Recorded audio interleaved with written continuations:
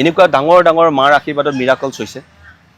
মিৰাকেলছ বহুত হৈছে, কৈ থাকিলে অন্ত নপবা। আৰু মিৰাকেলবিলাকৰ কথা মই ভাবোঁ, কাৰণ দেৱীয়ে দিয়া সেই আনন্দময় মুহূৰ্তবিলাক যেতিয়া বিপদত নেওচি আগবাঢ়ি যাবলৈ সক্ষম হোৱা যায়। মানে আপুনি কোৰ্টলৈ যোৱাৰ আগত ফটো ল'বই। ভুৱাত আমাৰ সেন্দুৰ ঘৰতে থাকে, সুন্দৰ জল বাতিত থৈ দিয়া আছে আমাৰ ঘৰত, মন্দিৰত। সেইটো খাই পেলাই গোহানি ফটো লৈ গুচি যাওঁ। সেইকাৰণে মোৰ ঘৰটোৰ মাটিৰ মালিকো কিন্তু মা উগ্ৰতাৰা। চোৰে লৈ গুচি গ'ল। যিদিনাখন আৰক্ষীয়ে উদ্ধাৰ কৰিলে, গোলাঘাট আৰক্ষী আছিল বোলা, পিছত মূৰ্তি আনি যেতিয়া আকৌ স্থাপন কৰা হ'ল, একেটা দিন, সেইদিনাখন নতুন মূৰ্তি স্থাপন কৰাৰ দিন আছিল। ইয়াতকৈ ডাঙৰ মাহাত্ম্য কি আছে? মা নিজে আহি গ'ল, মানে চকুত পানী আহি যোৱা। মনৰ ইচ্ছাৰ কাৰণে আজি আহিছিলোঁ। আহোঁতে মোৰ ভিতৰত নিজে চকু পানী ওলাই গ'ল মানে মাৰ ওচৰত। গতিকে মোৰ দেখিছে চাগে চকু চলচলীয়া হৈ আছে। মানে মনটো ভাল নালাগিলে যদি উগ্ৰতাৰালৈ অহা যায়, কিবা এটা মানে যেন শক্তি পোৱা যায় তেনেকুৱা লাগে। আৰু ঘৰলৈ যদি মনত পৰি থাকে তেতিয়া মানে এয়াই মাৰ ওচৰলৈ আহি পেলাই ভাল লাগে। আৰু পত্তালিহ পদে ঘূৰে মুণ্ডমালা বিভূষিতে খৰ্বেলম্বু দৰি ভীমে উগ্ৰতাৰেই নমস্তুতে। নমস্কাৰ, মোৰ বিশেষ অনুষ্ঠানলৈ আপোনালোকক স্বাগতম জনাইছোঁ। আমি আজি উপস্থিত আছোঁ ঐতিহ্যমণ্ডিত উগ্ৰতাৰা দেৱালয়ত। উগ্ৰতাৰা দেৱালয়ৰ মাহাত্ম্য কিমান সেই বিষয়ে আপোনালোকক কোৱাৰ প্ৰয়োজন নাই। প্ৰতিজন ভক্ত ইয়ালৈ আহে, নিজৰ মনোবাঞ্ছা পূৰণ হয়, মাৰ আশীষ গ্ৰহণ কৰে। অসমৰ বহু বিখ্যাত ব্যক্তিৰ অন্যতম আশা ভৰসা আস্থাৰ স্থলী এই মা উগ্ৰতাৰা দেৱালয়। উগ্ৰতাৰা দেৱালয়ৰ কাষতে আছে এয়া জোৰ পুখুৰী। এতিয়া নাম জোৰ পুখুৰী, কিন্তু এই জোৰ পুখুৰী আগতে আছিল উগ্ৰতাৰা পুখুৰী, অৰ্থাৎ প্ৰকাণ্ড এটা ইয়াত পুখুৰী আছিল। এই পুখুৰীত আহোমৰ দিনত আহোমৰ ৰজা মহাৰাজাসকলে নাওজান ৰোডেৰে উজাই আহিছিল, অৰ্থাৎ ব্ৰহ্মপুত্ৰৰ পৰা নাওজান যি পথ আছে তাত এটা জান আছিল। সেই জানটো আহি এই উগ্ৰতাৰা পুখুৰীত সংযোগ হৈছিল আহোমৰ দিনত। আৰু আহোমৰ ৰজা মহাৰাজাই ইয়াত আহি এই স্থানতে নাও বান্ধিছিল আৰু মাৰ আশীষ গ্ৰহণ কৰিছিল, মাৰ পূজা কৰিছিল। আৰু তাৰ পিছতো বোলে এই স্থানত আহোমৰ নৌ সেনাইও আহি নাও বান্ধিছিল। বিভিন্ন যুদ্ধৰ বাবে তেওঁলোকে এই স্থানতে নৌকা মজুত ৰাখিছিল, অৰ্থাৎ ব্ৰহ্মপুত্ৰৰ পৰা নাওজান ৰোডেৰে এই স্থানত আহি উপস্থিত হৈছিল। এই জোৰ পুখুৰীৰ পাৰত সুন্দৰ এক পৰিৱেশ, ইয়াত অসংখ্য ৰাজহাঁহ আছে, এক নান্দনিক ইয়াত পৰিৱেশ। আৰু উগ্ৰতাৰা মাৰ বহু কথা আজি ক'ম আপোনালোকক, ভক্তৰ কথা ক'ম, তেওঁলোকৰ মনৰ অনুভৱ ল'ম আৰু মাৰ আশীষ আমি বিচাৰিম। উগ্ৰতাৰা মাৰ এজন বিশেষ ভক্তৰ ওচৰলৈ আমি আহিছোঁ। মা তাৰাক তেখেতে অন্যতম বেছি বিশ্বাস কৰে, পুৱাই মা তাৰাৰ আশীৰ্বাদ সদায় লয়। সেই ভক্তজন আন কোনো নহয়, অসমৰ এখন চিৰপৰিচিত মুখ, অসমৰ বিশিষ্ট অধিবক্তা বিজন মহাজন। বিজন দা গেংষ্টাৰলৈ স্বাগতম জনাইছোঁ। মা তাৰাৰ আপুনি ইয়াৰ সকলো মানুহে ভক্ত, সকলো মানুহে ভক্ত, হয়। আজি মা তাৰাৰ বিষয়ে আমি কথা পাতি আছোঁ। বিজন দাই মা তাৰাক খুব অনুভৱ কৰে, সেয়া জানো, সেই বিষয়ে আমি কথা পাতিম। কিন্তু অকণমান যদি মাহাত্ম্যৰ বিষয়ে কয় বা অৰিজিন বা সেই বিষয়ে মানুহে জানিব বিচাৰিব। মা উগ্ৰতাৰা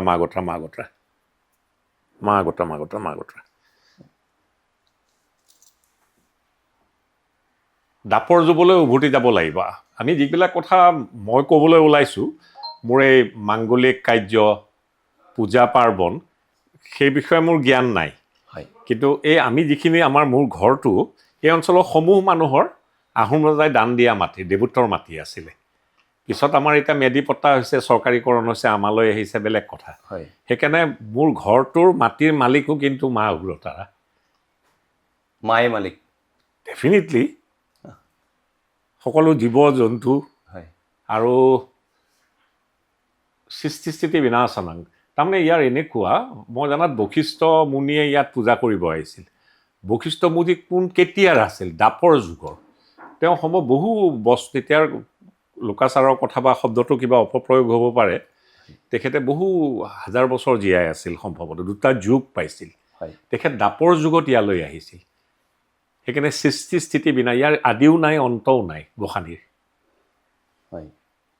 তেতিয়াৰ পৰা আদিও বিৰাজমান। সেইকাৰণে ইয়াত যেতিয়া দুৰ্গা পূজা হয়, এনে দুৰ্গা পূজাত বলয় পূজা কৰে, এই নীলা ফুলটো যে, নামটো মুখত অহা নাই, অপৰাজিতা ফুলৰ পূজা হয়, বিসৰ্জন। আমাৰ ইয়াত বিসৰ্জন নাই, দেৱী সদায় বিৰাজমান। মানে বছৰৰ 12 মাহেই দেৱী বিৰাজমান। সেই তেতিয়া আদিও নাই অন্তও নাই দেৱীৰ, কেনেকৈ থাকিব? দাপৰ যুগ ভাবা না, আহি ক'ত কলি যুগ পালোঁ। আৰু বশিষ্ঠ ঋষিয়ে যেতিয়া ইয়াত আহিছিল তাৰাক বিচাৰি আহিছিল।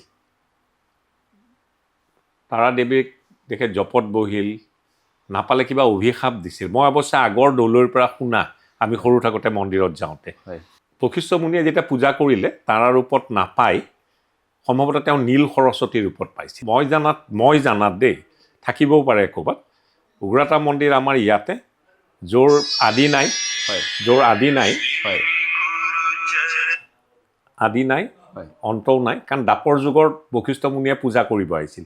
তাৰ কিমান আগৰ পৰা আহিছিলতো কোনেওতো ক'ব নোৱাৰে। এই তাৰা মন্দিৰ উৰিষ্যাত পুৰীৰ পৰাও 60 কিলোমিটাৰ, ভুৱনেশ্বৰৰ পৰাও 60 কিলোমিটাৰ। তাতো কিন্তু উগ্ৰতাৰা মন্দিৰ আছে। মই এবাৰ যাওঁতে আমাৰ উগ্ৰতাৰা মন্দিৰটো তাতে আওৰালোঁ। মানে আমিতো আৰু মানে সংস্কৃত ভাষাও মই নাজানো, আৰু ইমান মানে সংস্কৃতত জ্ঞানো নাই। এই দেওসকলৰ মুখৰ পৰা শুনিখিনি যিটো মন্ত্ৰ গাওঁ, সেই মন্ত্ৰটো আওৰালোঁ। তাৰ পূজাৰীজন মানে আচৰিত হৈ গৈছে। আৰু একে উগ্ৰতাৰা মন্দিৰ, তাত অৱশ্যে মুৰ্গী বলিও হয়। ট্ৰাইবেল মানুহ বহুত আছে, সম্ভৱতঃ আছে ওচৰে পাজৰে, আৰু বৰ জাগ্ৰত। এতিয়া যিটো মন্দিৰৰ ষ্ট্ৰাকচাৰ আছে সেইটো স্বৰ্গদেউ শিৱ সংঘৰ দিনত তৈয়াৰ কৰা। আৰু আহোম ৰজাসকল বৰ ভক্তপ্ৰাণ ব্যক্তি আছিল। আৰু ফুলেশ্বৰী কোঁৱৰী তেখেতৰ পাটমাদৈ আছিল। এই নাওজান ৰোড বুলি যে কয়, এই সৰু জুৰিটো আহি আমাৰ জোৰপুখুৰী মানে মন্দিৰৰ কাষৰটো নহয়, ৰাস্তাটোৰ ইফালৰ পুখুৰীটোত এই জানটো আহি পৰিছে। এতিয়া কিন্তু মানে এনক্ৰচমেণ্ট হৈ সেইটো একদম সৰু নলাৰ নিচিনা হৈছে। আৰু আহোম ৰজাসকলে এই যুদ্ধৰ সময়ত এই নেভি বুলিয়ে ক'লোঁ, আৰু নৌসেনা চব এই ইয়াৰে আনি জোৰপুখুৰী ইত্যাদিত মানে ৰাখি থৈছিল, যাতে আক্ৰমণকাৰীক ইয়াত লুকাই থ'লে এইবিলাক নাওবিলাক ওলাই যায় প্ৰত্যাক্ৰমণ কৰিব পাৰে। আহোমৰ নৌ বাহিনী আহি জোৰপুখুৰীত থকা বুলি মইতো লুকাচা মানে শুনা কথা, যে জনশ্ৰুতিত মানে মেইন আমাৰ গোসানীৰ মূৰ্তি দুৰ্ভাগ্যবশতঃ এবাৰ মানে চুৰি হৈছিল, কিন্তু দি গ'ল সি চোৰে। এইটোত আপোনাৰ এজন মানুহৰ ব্যক্তিৰ নাম ক'ব লাগিব। তাতে যিজন মানে ইণ্টাৰগেশ্যন কৰি বহুত পিছত পাওঁতে আমাৰ সুৰজিৎ সিং পানছেৰ বোলা পুলিচৰ বিষয়া এজন আছিল। তেওঁ এতিয়াও কৰ্মৰত। তেওঁ মানে APSCত মই পাব্লিক প্ৰচিকিউটৰ আছিলোঁ, তেওঁ তাতে কৰ্তব্যৰত বিষয়া হিচাপে আছিলে। তেওঁ কিবা চুৰ ধৰিলে, তেনেকৈ মূৰ্তি পালে। আৰু আচৰিত কথা, এই মূৰ্তিভাগ যি পুৰণা মূৰ্তি, তাক যেতিয়া উদ্ধাৰ কৰি যিদিনাখন লৈ আহিছে, সেইদিনাখন আকৌ যিহেতু মূৰ্তি নাছিলে, দেৱী মন্দিৰততো মূৰ্তি লাগিবই। মূৰ্তি যেতিয়া চুৰি হৈ গ'ল, বহুত দিন বিৰাজমান হৈ থকা নাছিলে, তেতিয়া নতুন মূৰ্তি তৈয়াৰ কৰা হৈছিল মন্দিৰ কমিটিয়ে। যিদিনাখন প্ৰতিষ্ঠা দিৱস, কি আচৰিত কথা দেৱীৰ মাহাত্ম্য, সেইদিনাখনে পুৰণা মূৰ্তি, চলন্তা মূৰ্তি আহি পুলিচে লতাশিল থানাক দিছে। লতাশিল থানাত মন্দিৰ কমিটি আনি আকৌ মানে একেদিনাখন চাওকচোন দেৱীৰ মাহাত্ম্য। এতিয়া মন্দিৰত চাব আপুনি, দুগৰাকী গোসানীৰ মূৰ্তি আছে, নতুন এগৰাকী পৌৰাণিক, এগৰাকী যিহেতু দেৱী নাছিলে, এগৰাকীক বনাই আনিলে, দ্বিতীয়গৰাকীক তেওঁকতো আৰু অৱহেলা কৰিব নাপায়। দুয়োগৰাকী মূৰ্তি আপুনি পীঠৰ কাষতে দেখিবলৈ পাব। কিমান ভাল লগা কথা। এনেকুৱা ধৰণৰ কথাবিলাক। আৰু আটাইতকৈ ডাঙৰ কথাটো হৈছে, এই মন্দিৰৰ ইমান পৌৰাণিক, মই পুনৰবাৰ দোহাৰিলোঁ, বশিষ্ঠৰ মুনি আছিল দাপৰ যুগত। তেওঁ আৰু এটা যুগ পাইছিল বোলে। দাপৰ যুগত বশিষ্ঠ মুনি আহি ইয়াত তপস্যা কৰিছিল তাৰা হিচাপে উগ্ৰতাৰা মাক পাবলৈ। নাপাই তেওঁ ক্ৰোধান্বিত হৈছিল, সাপ দিছিল, নীল সৰস্বতী ৰূপে হৈছিল। পিছত চীনাচাৰ তন্ত্ৰ শিকিবৰ বাবে চীন দেশলৈ গৈছিল, কামাখ্যা মন্দিৰলৈ গৈছিল। কামাখ্যা মন্দিৰত এতিয়াও চিৰিৰে উঠি যাওঁতে তাৰা মন্দিৰ পোৱা যায়, কিন্তু উগ্ৰতাৰা হিচাপে তেখেতে বিচাৰিছিল। মানে এইবিলাক ইতিহাস আৰু মানুহৰ মুখেৰে বাগৰি আহি কথা লিপিবদ্ধ আকাৰত আছে নে নাই মই নাজানো। আৰু উগ্ৰতাৰা আমাৰ আটাইতকৈ ডাঙৰ মাহাত্ম্য, এইটোৱে আটাইতকৈ ডাঙৰ মাহাত্ম্য নহয় জানো? চাওক, চোৰে লৈ গুচি গ'ল। যিদিনাখন আৰক্ষীয়ে উদ্ধাৰ কৰিলে, গোলাঘাট আৰক্ষী আছিল বোলা, তেতিয়া পানছেৰ তাত আছিলে, মোৰ ভাতৃপ্ৰতিম, তেওঁৰ নেতৃত্বতে সেই অভিযানটো হৈছিলে। পিছত মূৰ্তি আনি যেতিয়া আকৌ স্থাপন কৰা হ'ল, একেটা দিন, সেইদিনাখন নতুন মূৰ্তি স্থাপন কৰাৰ দিন আছিল। ইয়াতকৈ ডাঙৰ মাহাত্ম্য কি আছে? মা নিজে আহি গ'ল, মানে চকুত পানী আহি যোৱা কথা। মাৰ ওচৰলৈ ভক্ত এইদৰে আহে, কি বিচাৰি আহে? মাৰ চৰণত আহি কেনেকৈ মানসিক শান্তি পায়?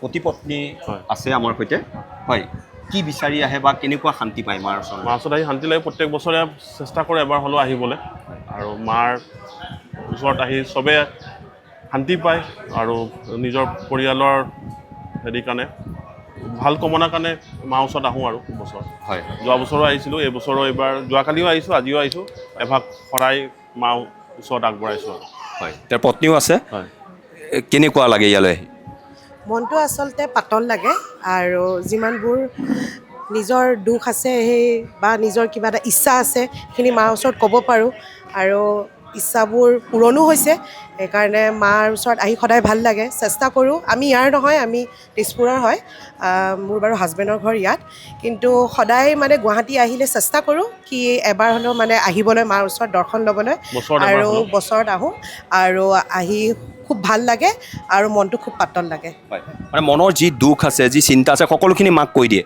হয় হয় এতিয়া মানে আচলতে মোৰ এটা কিবা এটা মনৰ ইচ্ছাৰ কাৰণে আজি আহিছিলোঁ আহোঁতে মোৰ ভিতৰত নিজে চকু পানী ওলাই গ'ল মানে মাৰ ওচৰত গতিকে মোৰ দেখিছে চাগে চকু চলচলীয়া হৈ আছে গতিকে চকু পানী ওলাই গৈছে আৰু আশা কৰোঁ যোনটো আশালৈ আহিছোঁ পূৰণ হয় সেইটোৱে আৰু মাৰ ওচৰত আশীৰ্বাদ জনাইছোঁ মানে স্পণ্টেনিয়াছ ওলাইছে চকু পানী স্পণ্টেনিয়াছ ওলাইছে কাৰণ মনত এটা ভাৱ লৈ আহিছোঁ সেই ভাৱটো যাতে হয় মাৰ ওচৰত গতিকে সেই ভাবি পেলাই আহোঁতে নিজে মাৰ ওচৰত যেতিয়া সেৱা লৈছোঁ তহঁতে নিজে চকু পানী আচলতে ওলাই আহিছে মানে মই ৰখাব পৰা নাই তো সেইটোৱে আৰু কিবা এটা ভাল অনুভৱ হয় আৰু সেইটোৱে কথা এজন ভক্ত ক'ৰ পৰা আহিছা মই পূৰ্ণিনামৰ পৰা আহিছোঁ নগাঁৱৰ নগাঁও হয় মাৰ চৰণলৈ আহি কেনেকুৱা লাগিছে হয় সঁচাকৈ আনন্দিত হৈছোঁ আৰু তেওঁৰ ভক্তিত সঁচাকৈ আপ্লুত হৈছোঁ মায়ে সকলোকে আশীষ প্ৰদান কৰক তাকে আৰু দুগৰাকী যুৱতীও আহিছে ক'ৰ পৰা আহিছা মই ইয়াতে থাকোঁ মানে কটনত পঢ়ি আছোঁ মই পিজিত থাকোঁ ইয়াতে উগ্ৰতাৰালৈ প্ৰায়ে আহিয়ে থকা হয় মানে কেনেকুৱা লাগে মাৰ আশীষ ল'বলৈ মনত বহুত অপাৰ আনন্দ পোৱা যায় মানে কিবা এটা শান্তি লাগে আহি পেলাই উগ্ৰতাৰালৈ মাৰ আশীষ লৈ যেতিয়া ধৰা পঢ়া শুনাতে কিবা এটা হোৱা নাই বা কিবা এটা তোমাৰ কাম হোৱা নাই তেতিয়া মাৰ ওচৰলৈ আহিলে মনটোত মানে শান্তি পোৱা যায় কিবা সমস্যাই হওক বা কিবা মানে মনটো ভাল নালাগিলে যদি উগ্ৰতাৰালৈ অহা যায় কিবা এটা মানে যেন শক্তি পোৱা যায় তেনেকুৱা লাগে আৰু সেই প্ৰায় আহি থকা যায় তুমি অকণ আগুৱাই আহা মাৰ চৰণলৈ আহি কেনেকুৱা লাগে ভাল লাগে মানে মনত যদি মানে মনটো কেতিয়াবা বেয়া লাগি থাকে ঘৰৰ পৰা আঁতৰত আছোঁ এতিয়া ঘৰলৈ যদি মনত পৰি থাকে তেতিয়া মানে এয়াই মাৰ ওচৰলৈ আহি পেলাই ভাল লাগে আৰু আজি কি বিচাৰিছা মাৰ চৰণত তেনেকৈ মানে মাৰ পৰা একো নিবিচাৰোঁ কাৰণ তেওঁতো মা হয় চব জানেই কাক কেতিয়া কেনেকৈ কি দিব লাগে সেয়াই আৰু মানে চবকে ভালে কুশলে ৰাখিব লাগে সেয়াই আৰু মাৰ চৰণলৈ আহি কি পায় এই নৱপ্ৰজন্মই এওঁলোকে অনুভৱ কৰিছে মাৰ চৰণত আহি তেওঁলোকে কি বিচাৰি আহিছে আপোনালোকেও শুনিছে দাদা বিভিন্ন প্ৰান্তলৈ গ'লে আপুনি মাৰ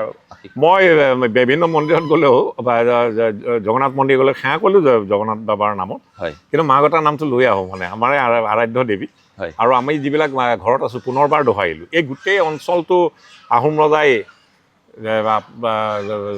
দেৱোত্তৰ হিচাপে দান কৰিছিল মন্দিৰ পৰিচালনাৰ বাবে হয় পিছত আহি চৰকাৰীকৰণ হ'ল এতিয়া আমাৰ নামলৈ আহিল কিন্তু আমি মাৰ মাটিতে আছোঁ নহয় এই অঞ্চলৰ সকলো মানুহে আৰু সকলো দেৱ দেৱী বিভিন্ন দেৱ দেৱী আছে কিন্তু মুখত প্ৰথমে ৰাতিপুৱাই উঠে মাতিছিল যেতিয়া উঠে চাগে উগ্ৰতাৰা মাৰ নামটোৱে লয় সকলোৱে লয় নিশ্চয় ল'ব এই অঞ্চলৰ আৰু বিভিন্ন অঞ্চলৰ মানুহ আহে আৰু ইয়াত যিহেতু নীল সৰস্বতীৰ ৰূপত পাইছিলে সেইকাৰণে পৰীক্ষাৰ সময়ত ছাত্ৰ ছাত্ৰী বহুত আহে দেৱীৰ আশীষ ল'বলৈ আৰু আশীষ পায়ো নহ'লে কিয় আহিব হয় আপুনি পৰীক্ষা দিওঁতে আশীষ লৈছিল নিশ্চয় আমাৰতো উগ্ৰতা মই ফুট ল'বলৈ শিকিছোঁ মানে মই অসমীয়া হিচাপে গৌৰৱান্বিত আটাইতকৈ ডাঙৰ কথা মোৰ ভাষা মোৰ সংস্কৃতি আৰু মোৰ লগতে অসমত বসবাস কৰি থকা বিভিন্ন থলুৱা জাতি জনগোষ্ঠীয় লোকৰ ভাষা সংস্কৃতি ইত্যাদি ইত্যাদি বৰ আপোন আপোন লাগে আৰু নিশ্চিতভাৱে অসমীয়া হিচাপে গৌৰৱান্বিত ধৰ্মটো যেতিয়া বুজিব পৰা হওঁ তেতিয়াহে ধৰ্মলৈ মানে আকৃষ্ট হওঁ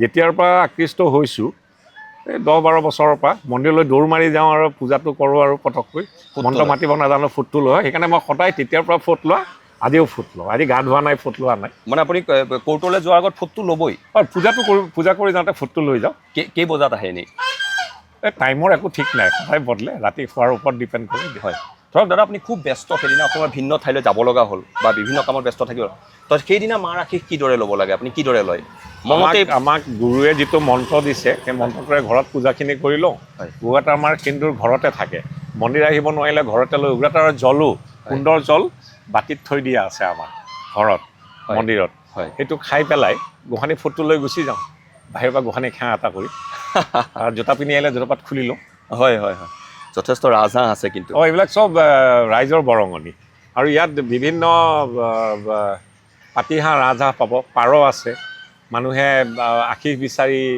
মন্দিৰলৈ গোসাঁনীলৈ আগবঢ়ায় ইয়াত থাকি ইয়াত অৱশ্যে চুৰি কাৰ্য সংঘটিত ড্ৰাগছ এডিক্টেড ল'ৰাবিলাক আছে এই বেৰা দিয়াৰ পিছে চুৰি কাৰ্য কমিছে চুৰি কমিছে মানে নি পেলাই এইবিলাক খাই পেলাই ড্ৰাগছ বিক্ৰী কৰি মানে এইবিলাক বিক্ৰী কৰি পইচা পাই ড্ৰাগছ খাই ইত্যাদি সৰু সৰু ল'ৰা কেনেকুৱা ধৰণৰ আৰু তাতে সেই শিলালিপিখন যে শিলালিপিখন সেই তাহানি শিৱসিংহৰ দিনৰ য'ত ফুলেশ্বৰী কুঁৱৰী পাটমাদেউ আছে তেখেতৰ নাম আছে অলপ বেকা হৈছে এখন সম্ভৱতঃ কিবা ট্ৰাক নে কিবা বোলে এককালত খুন্দি আহিছিল মই শুনা কথা কিন্তু তাৰ এই সংৰক্ষণটো আৰ্কিঅলজিকেল ছাৰ্ভেৰ দ্বাৰা ওপৰত টিন দি যাতে আখৰবিলাক মানে নিচিহ্ন হৈ নাযায় সেইটো কৰাটো কাম্য নেকি অসম আৰ্কিঅলজি বা what ever B the department সেইটো আবেদন মানে অন্যথাই এইবিলাক বুৰঞ্জীৰ বুকুত লোপ পাই যাব আৰু এই মন্দিৰৰ আটাইতকৈ ডাঙৰ কথা কেতিয়া আৰম্ভ হৈছিল শেষটো হ'বই আদিও নাই অন্তও নাই সেইকাৰণে পুনৰবাৰ দোহাৰিলোঁ ইয়াত সকলো পূজা হয় দুৰ্গা পূজাত যিবিলাক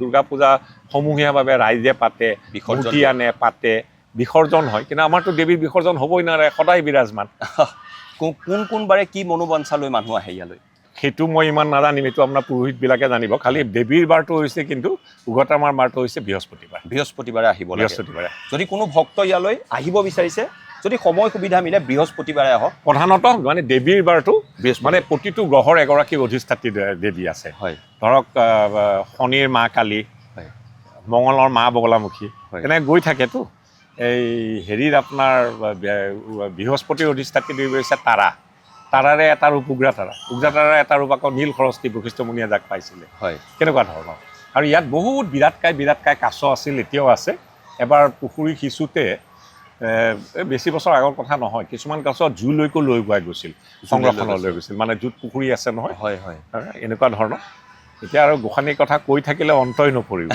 তেওঁৰ কাৰণে আমি জীয়াই আছোঁ শৈক্ষিক জীৱনতেই হওক কৰ্ম জীৱনতেই হওক এনেকুৱা ডাঙৰ মাৰ আশীৰ্বাদত মিৰাকলছ হৈছে মিৰাকলছ বহুত হৈছে কৈ থাকিলে অন্ত নপৰিবা আৰু মিৰাকলবিলাকৰ কথা মই ভাবোঁ যেনেকৈ ধৰক জব কৰিলে আবোৰৰ মাজত কৰিব লাগে যিটো মন্ত্ৰ আমাক গুৰুৱে দিছে কাপোৰ এখন দি ঢাকি বা কোনেও দেখা নোপোৱাকৈ এই যিখিনি দৈৱক্ৰমে আমি কিছুমান বিপদৰ পৰা ৰক্ষা কৰিছোঁ সেইবিলাক ৰাজহুৱা নকৰাই ভাল নেকি ব্যক্তিগত জীৱনৰ অভিজ্ঞতা নিজৰ লগত থকা এইবাবেই ভাল কাৰণ দেৱীয়ে দিয়া সেই আনন্দময় মুহূৰ্তবিলাক যেতিয়া বিপদত নেওচি আগবাঢ়ি যাবলৈ সক্ষম হোৱা যায় সেইবিলাক ব্যক্তিগত কৰি ৰখাই ভাল ডাঙৰ বিপদো দেৱীৰ আশীৰ্বাদত আপুনি নিশ্চিতভাৱে অকল মই নহয় এই অঞ্চলৰ বা যোন ভক্তই অন্তৰেৰে বিচাৰে খালি উগ্ৰতাৰা মন্দিৰ মই পুনৰবাৰ দোহাৰিলোঁ আমাৰ মা উগ্ৰতাৰা দাপৰ যুগতে বশিষ্ঠমুনিয়ে তাৰ কেতিয়া আৰম্ভ হৈছিল পুনৰ নিৰ্মাণ হৈছিল শিৱসিংহৰ দিনত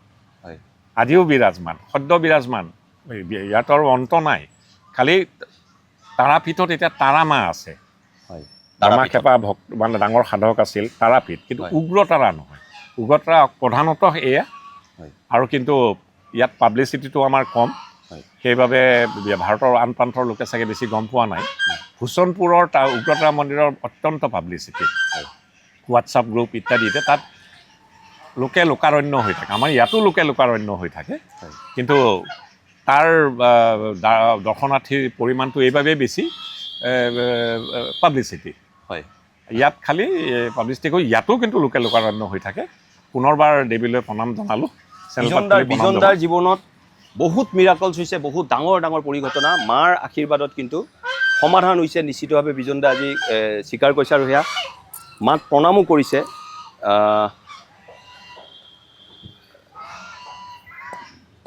মাক প্ৰণাম কৰিছে বিজনদাই প্ৰতিষ্ঠানত য'তেই যায় ভাৰতৰে যাওক বিদেশতেই যাওক অসমৰ ভিন্ন স্থানলৈ যাওক মাৰ আশীৰ্বাদ বুকুত বান্ধিহে বিজন মহাজন আগবাঢ়ে বিজনদা আমি যদি মাৰ এটা মন্ত্ৰ আমি সকলোৱে যদি আওৰাব বিচাৰোঁ যে ৰাতিপুৱাই যে মাৰ এই মন্ত্ৰটো খুব চমুকৈ চেলবত খুলি লওঁ হয়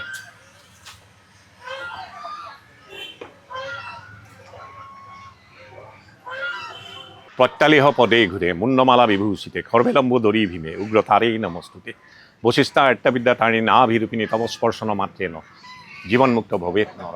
যেতিয়া মানে পীঠত চুৱে এই মন্ত্ৰটো গাব লাগে, তাতো বশিষ্ঠৰ নামটো কিন্তু উল্লেখ আছে। চাওক, বশিষ্ঠ মুনি দাপৰ যুগত আহিছিল। হয় দাপৰ যুগতেই অহাৰ সময়ত তেওঁ প্ৰতিষ্ঠা কৰা নাই, কিন্তু তেওঁ আগৰ পৰা বিৰাজমান আছিল। ক'ত দাপৰ যুগ, এতিয়া কলিৰ যুগ। আদিও নাই, অন্তও নাই। হয় মা অগতা, মা গতা, মা গতা। মন্দিৰত বহু ভক্ত নিতৌ আহে। মন্দিৰৰ এজন কৰ্মকৰ্তা আমাৰ সৈতে আছে। হয় নমস্কাৰ। হয়, কি বিচাৰি ভক্ত ইয়ালৈ আহে অকণমান যদি মাহাত্ম্যৰ বিষয়ে কয়। উগ্ৰতাৰা মাৰ আমাৰ সিদ্ধিদাত্ৰী, অৰ্থাৎ যাত্ৰীবিলাকে যি মনৰ কামনা লৈ ইয়ালৈ আহে, মা সেইটো সদায় পূৰ্ণ কৰে। আমাৰ ইয়াত মাক 3টা ৰূপত পূজা কৰা হয়: তাৰা পূজা, চণ্ডী পূজা আৰু নীৰসৰস্বতী পূজা।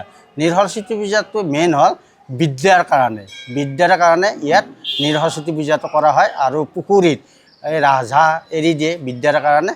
আমাৰ ইয়াতে পুখুৰীটো আছে, জোৰ পুখুৰী বুলি কোৱা হয়। সেই পুখুৰীত অসংখ্য ৰাজহাঁহ আছে।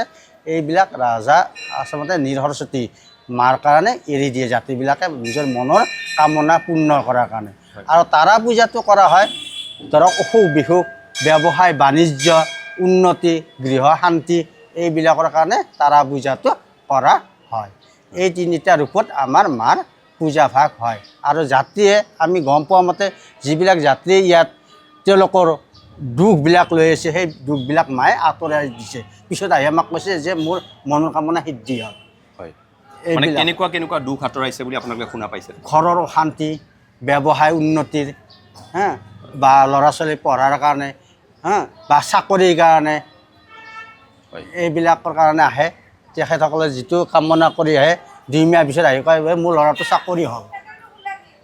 এইটো আমি প্ৰমাণ পাইছোঁ যাত্ৰীবিলাকৰ মুখৰ পৰা। এইকাৰণে আহে। আৰু মাৰ মাহেকটো এইকাৰণে আছে, মায়ে সদায় ইয়াত আছে। আৰু মায়ে প্ৰতিটো যাত্ৰীৰে কোনো দিন অহিত চিন্তা কৰা নাই। মায়ে ইয়াতে চৰণক অহাৰ লগে জাতিটো কিবা হ'লেও ডেভেলপমেণ্ট হৈছে, এইটো আমি গম পাইছোঁ। যি বিপদত পৰিছে তাকে লৈ আহে, আহি ইয়াত মাক প্ৰাৰ্থনা কৰে আৰু মায়ে সেই প্ৰাৰ্থনাটো পূৰ্ণ কৰি দিয়ে। হয়, ইয়াত প্ৰথমে আহি কি কৰিব লাগে? যেতিয়া যাত্ৰী ভিতৰৰ পৰা প্ৰৱেশ কৰে, প্ৰথমে আহি ক'ত যাব লাগে? প্ৰথমে আহি আচলতে প্ৰথম শিৱ মন্দিৰত যাব লাগে। আমি মন্দিৰটো দেখুৱাব পাৰিম নে? পাৰিব। হয়, শিৱ মন্দিৰ দৰ্শন হ'ব লাগে। হয়, আৰু বিষ্ণু মন্দিৰ আছে লগত। হয়, কৈ যাওক আপুনি। তাৰে পিছতহে আমাৰ মাক দৰ্শন কৰিব লাগে। হয়, প্ৰথম আহিল যাত্ৰী, প্ৰথম আহি শিৱ মন্দিৰ দৰ্শন কৰিব লাগে। ভৰি হাত ধুই প্ৰথম শিৱ দৰ্শন হ'ব লাগে, তাৰপিছত আমাৰ মাক তাকে আহিব লাগে। হয়, এয়া শিৱ মন্দিৰ। এয়া শিৱ মন্দিৰ। ইয়াত লগতে বিষ্ণু মন্দিৰ আছে। হয়, আমাৰ বিষ্ণু মন্দিৰৰ সন্মুখত শিৱটো ভিতৰত আছে। শিৱৰ ৱালখনত গণেশ মন্দিৰো আছে। হয়, গণেশ মূৰ্তি আছে। হয়, প্ৰথম আহি শিৱ মন্দিৰ দৰ্শন কৰিব। তাৰপিছত এইটো বিষ্ণু মন্দিৰ আছে, এইটো সৰস্বতী মা আছে। আৰু এইভাগে আমাৰ মা তাৰা মূৰ্তি আছে। প্ৰথমে আহি এয়া দৰ্শন কৰিলে। দৰ্শন কৰি হয়, তাৰপিছত আমাৰ আমি তাৰা মাৰ তাকে যাম। হয়, চাকি বন্তি আমাৰ ইয়াৰ বাহিৰত দিব লাগে। এই চাকি বন্তিও জ্বলাব পাৰি যদি আমি দেখুৱাব পাৰোঁ। হয়, চাকি বন্তি ক'ত জ্বলাই দেখুৱাব? ইয়াত বাহিৰত, ইয়াত শিৱৰ চাকি বন্তি ইয়াত জ্বলা হয়, শিৱ আৰু বিষ্ণুৰ। হয়, ইয়াত এই স্থানত শিৱ আৰু বিষ্ণুৰ বাবে এই স্থানত চাকি বন্তি জ্বলোৱা হয়। হয়, তাৰপিছত কোনফালে যাব লাগিব? আহক, তাৰপিছত মাৰ মন্দিৰত আহক। হয়, তাৰপিছত আমি যাম মাৰ মন্দিৰত।